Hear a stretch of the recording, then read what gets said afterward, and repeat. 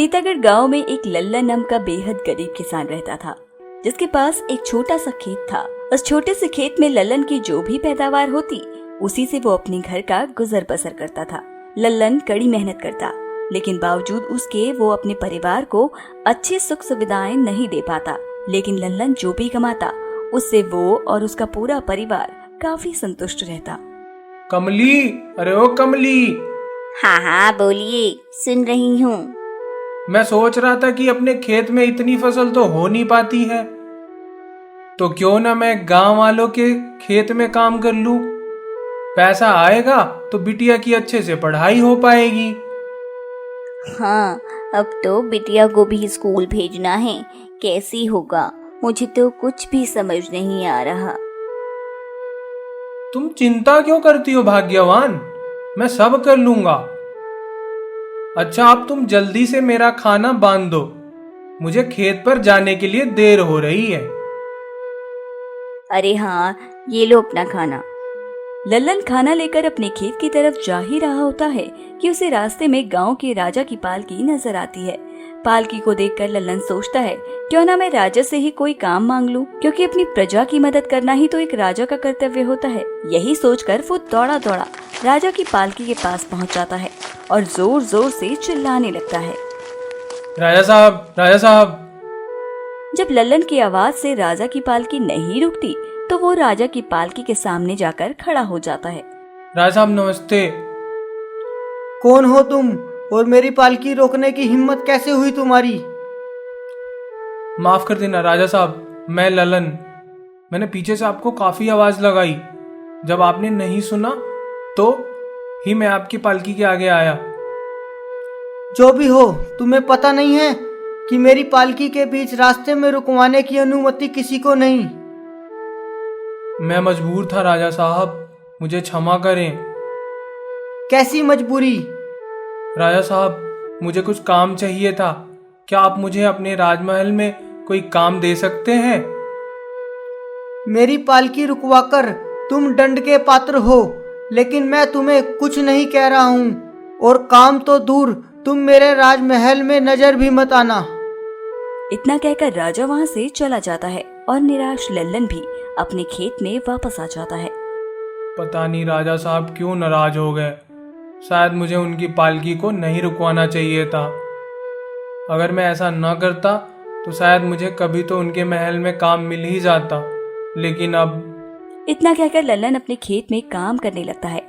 जमीन में खुदाई का काम करते करते लल्लन को काफी वक्त बीत जाता है। वो बिना रुके बस खुदाई करता चला जाता है, लेकिन तभी खुदाई करते वक्त उसकी कुदाल में कोई चीज फंस जाती है। लल्लन जमीन खोद कर देखता है तो उसे एक छोटा सा डिब्बा नजर आता है। वो जल्दी से उस डिब्बे को बाहर निकालता है। ये डिब्बा तो बहुत पुराना लग रहा है, चलो खोलकर देखता हूँ कि इसमें है क्या। लल्लन जैसे ही वो डब्बा खोलकर देखता है तो उसे उसमें एक चश्मा नजर आता है। ये क्या? मुझे तो लगा था कि किस्मत चमक गई है मेरी, लेकिन ये चश्मा, मैं क्या ही करूंगा इस चश्मे का।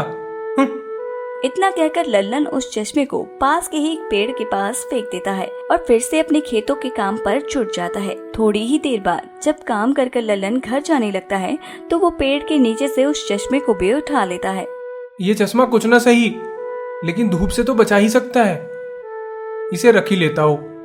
लल्लन इतना कहकर वो चश्मा लेकर घर जाने लगता है कि तभी उसे रास्ते में एक भिखारी दिखाई देता है। लेकिन जैसे ही वो उस चश्मे से भिखारी को देखता है तो उसे नजर आता है कि एक गाड़ी के नीचे आकर उस भिखारी की मौत हो जाती है। इतना देखकर लल्लन अपनी आंखों से उस चश्मे को फट से हटा देता है। ये क्या था? एक बार फिर से लगाकर देखता हूँ। लल्लन एक बार फिर से उस चश्मे को लगाता है और फिर से उसे वहाँ भिखारी मरा हुआ नजर आता है। अब लल्लन भागते हुए भिखारी के पास जाता है और उसे सड़क से दूर बैठने को कहता है, लेकिन वो भिखारी उसकी एक नहीं सुनता। लल्लन बिना कुछ कहे अब वहाँ से जाने ही लगता है कि तभी एक गाड़ी आकर उस भिखारी को टक्कर मार देती है। यही तो देखा था मैंने इस चश्मे में, मतलब ये कोई साधारण चश्मा नहीं। अब मैं क्या करूं? मुझे फौरन घर जाना चाहिए। लल्लन जल्दी जल्दी घर आता है और सारा किस्सा अपनी पत्नी कमली को बताता है। कमली लल्लन की सारी बात सुनकर बड़ी आश्चर्य में पड़ जाती है और लल्लन को सुझाव देती है। ए जी, हमें लगता है कि अब तुम्हें लोगों का भविष्य देखकर उन्हें बताना चाहिए। इससे लोगों की मदद भी हो जाएगी और हमारी आमदनी भी। हाँ, ये तो तुम ठीक कह रही हो। कल से ही ये काम शुरू कर देता हूँ। अगली सुबह लल्लन खेत में ना जाकर सीधे गांव के चौक पर बैठ जाता है और लोगों की भविष्यवाणी करता है। सटीक भविष्यवाणी होने के चलते लोगों का विश्वास लल्लन पर काफी बढ़ जाता है। अब वो लोगों की भविष्यवाणी करके बहुत धनवान बन जाता है। लल्लन की समृद्धि की बात उस गांव के राजा के पास पहुंच जाती है। राजा साहब, गांव में एक लल्लन नाम का गरीब किसान है, याद है आपको, जिसने आपकी पालकी रोकी थी? अच्छा, वो गरीब किसान? हाँ वही, लेकिन अब वो गरीब ना रहा, पूरे गांव का भविष्य बताकर दिन पर दिन अमीर होता जा रहा है। और सुना है कि एकदम सटीक भविष्यवाणी करता है वो। अच्छा, ये कैसे हो सकता है? ये बात कुछ हजम नहीं हो रही। एक काम करो, ये पूरा माजरा क्या है पता लगाओ इसका। राजा ने लल्लन का भेद जानने के लिए अपने कुछ लोग उसके घर भेज दिए। वहां पहुंचकर लल्लन के जादुई चश्मे का राज उन्हें पता लग जाता है, जिसकी खबर वो राजमहल में आकर राजा को भी देते हैं। जादुई चश्मे के बारे में जानकर उसके मन में लालच आ जाता है और वो सोचने लगता है कि वो लल्लन से वो जादुई चश्मा छीन लेगा। इसीलिए राजा लल्लन को अपने राजमहल में बुलाता है। आओ लल्लन आओ, कैसे हो तुम? राजा साहब, मैं आपको याद हूँ। तुम्हें कैसे भूल सकता हूँ मैं? वैसे आजकल पूरे गांव में बस तुम्हारे ही किस्से हैं, जरा हमें भी हमारा भविष्य बता दो। क्यों नहीं राजा साहब। राजा का भविष्य देखने के लिए लल्लन जैसे ही अपनी आंखों पर वो जादुई चश्मा लगाता है तो वो देखता है कि कुछ ही देर बाद राजा की मृत्यु होने वाली है। लल्लन ये देखकर काफी डर जाता है और डरते डरते राजा से कहता है, राजा साहब, आप इस सिंहासन को छोड़ दें, क्योंकि यहाँ कुछ देर बाद आपकी मृत्यु हो सकती है। लल्लन की ये बात सुनकर राजा आंख बबूला हो जाता है और सैनिकों से बोलकर वो जादुई चश्मा लल्लन से छीन लेता है। मुझसे बदला ले रहा है, इसी चश्मे का गरूर है ना तुझे? जा, अब ये चश्मा मेरा हुआ। राजा साहब, बेशक ये चश्मा आप रख लें, लेकिन मेरे कहने पर उस सिंहासन से उठ जाओ। तू मुझे बताएगा मुझे क्या करना है? मैं इस गांव का राजा हूँ। मैं प्रजा की नहीं, बल्कि प्रजा मेरी हर बात सुनती है। इतना कहकर राजा अपनी आंखों पर चश्मा लगा लेता है और अपनी रानी को निहारने लगता है।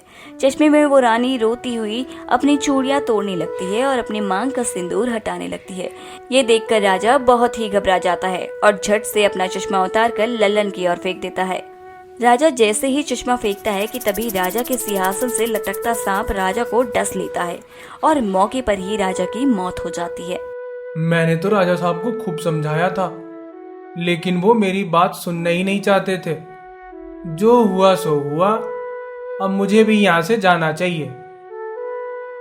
लल्लन उस जादुई चश्मे को उठाता है और वापस अपने घर आ जाता है, लेकिन अब वो इस चश्मे का इस्तेमाल दूसरों की मदद के लिए करने लगा था। उसने ठान लिया कि वो इस चश्मे का इस्तेमाल सिर्फ और सिर्फ जरूरतमंद लोगों के लिए ही करेगा और वो फिर से पहले जैसा जीवन ही जीने लगता है।